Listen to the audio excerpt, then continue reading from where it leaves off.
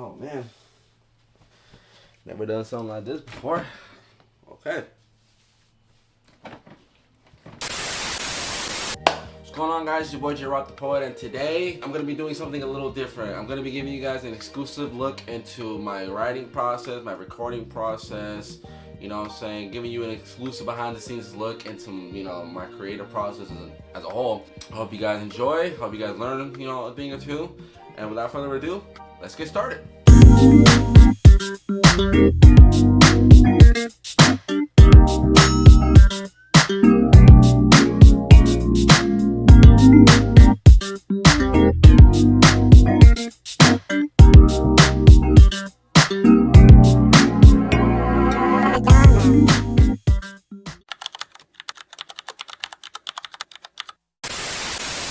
Now, to give you guys a little backstory as to who I am and where I come from, my name is Juan Carlos Rodriguez. I am 27 years old. I am born and raised in Phoenix, Arizona.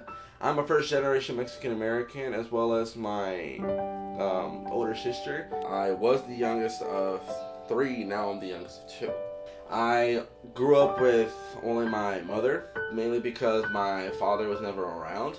And the last memories that I have with my dad, he would take us to McDonald's in his car, and the last thing that I remember asking him for was a red Power Ranger, and he just never came back with it. And so I ended up growing a deep hatred and resentment for him, to the point where I didn't want to hear his name. And so that pretty much was the beginning of my anger issues. And then next thing you know, and this is one of the reasons why I couldn't stand Excelencia, was because not only would I get picked on and bullied and chased and, you know, made it feel like I was someone that was crazy, but the fact that I had a guidance counselor, and I actually wrote about this in my Sing for the Moment remix, and along with my Feel It in the Air freestyle, was that this man, like right at the, I would say kind of like the peak of my anger issues, this man, like I'm telling you, this was like the peak. This is the time where I would, you know, fight. Like I would legitimately fight other students. I just love fighting. I loved, you know, like I felt that was the best way for me to release my anger at the time.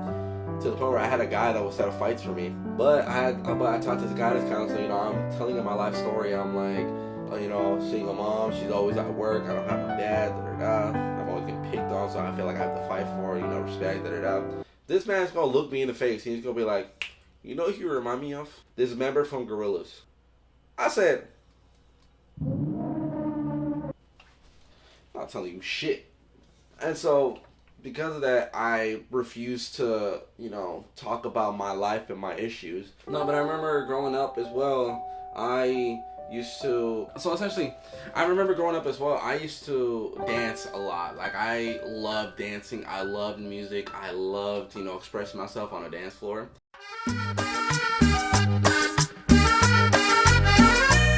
And so because of that, I would often get asked to go to parties just to dance, because my family knew that I would dance on the dance floor, and I didn't really give a damn about, I didn't give a damn about what people thought about me. I used to be a very big dancer. I went to all kinds of Mexican parties. Like, I went to all kinds of parties, but like, I went to parties with people I didn't even know, but you know, my mom would take me anyways. Yeah, I have countless like parties that I went to where I would just dance, and I would, you know, just, you know, do my thing on the dance floor, quite literally. And it got to the point where I remember my mom telling me a story about how in the middle of class, I have no memory of this at all whatsoever, but I remember she would tell me that I would do head spins in the middle of class, like quite literally, like do random head spins. I'm like, okay, that's a little weird, but okay. Yeah, I've always grown up with music in my genes, as well as I love performing in front of people. I loved it. I performed at not only have I danced at parties, but I performed at my school assembly. I performed at my school's talent show. I performed for this company called Rising Youth Theater. Come on, guys, you just made it. If you're late tomorrow, you're going straight to the principal. All right, what is up, guys? I'm Juan. Hello. Here's my partner Teresa, and basically, we're doing I don't know how to describe our piece, but like it's like our piece is like something that you have to see to like know the message. And it's grapevine, out, grapevine, and then spin.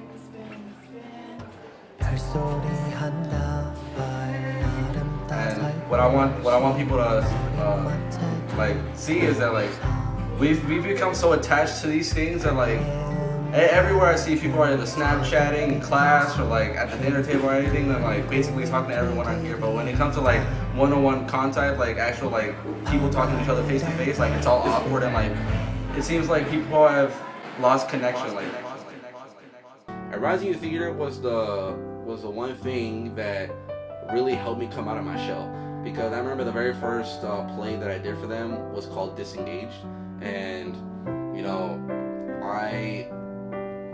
I forget my character's name, but I remember I ended up forgetting like a whole page of lines. It was so bad.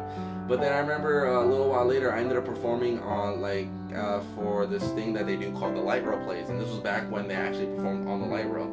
And I remember I had my partner Anthony. Our story was pretty much about how two friends separated and because of their life choices came back together, but one of them was going to school and doing good, the other one ended up delving into the world of drugs and gang affiliation. And so I was a child. I think I was like 15 or 16 at the time, I think. One of the things that we decided to do, because the thing was we had to do like a 5-minute play, and so for the first minute, it was like we wanted to create a ridiculously long handshake. And if I can find footage, I'll put it here.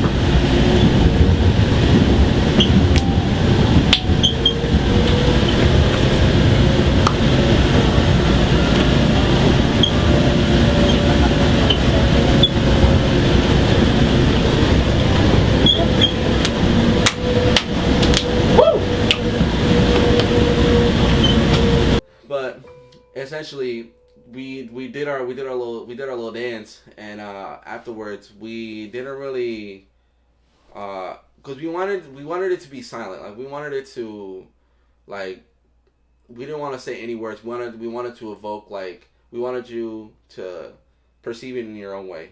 And essentially by the end of our interaction, he gives me a quote unquote drug. I take it and I ended up like right where he is. And we get off the light rail and then we part ways after that. But I ain't gonna lie, there was one time where I fucked up and I, take the drug or whatever, and I walk right up to him and he just looks at me like. And so yeah, it was one of the funniest things because afterwards he goes, "Yeah, can you not do that? Can you just?" And I'm like, "Yeah, I got you. I fucked up there. But yes, I've grown up entertaining. I love entertaining.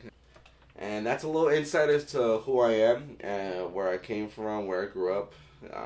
And yeah. All right. Now, let's talk about my writing process. All of this is strictly business. This is something that I know that you gon' wanna witness. Yeah, you better know that I'm a witness, and I'ma push myself to surpass my fucking limits. Yeah, all of this is strictly business. This is something that I know that you gon' wanna witness. Yeah, you better know that I'm a witness, and I'ma push myself to surpass my fucking limits. Yeah, I had to close them doors and change the locks.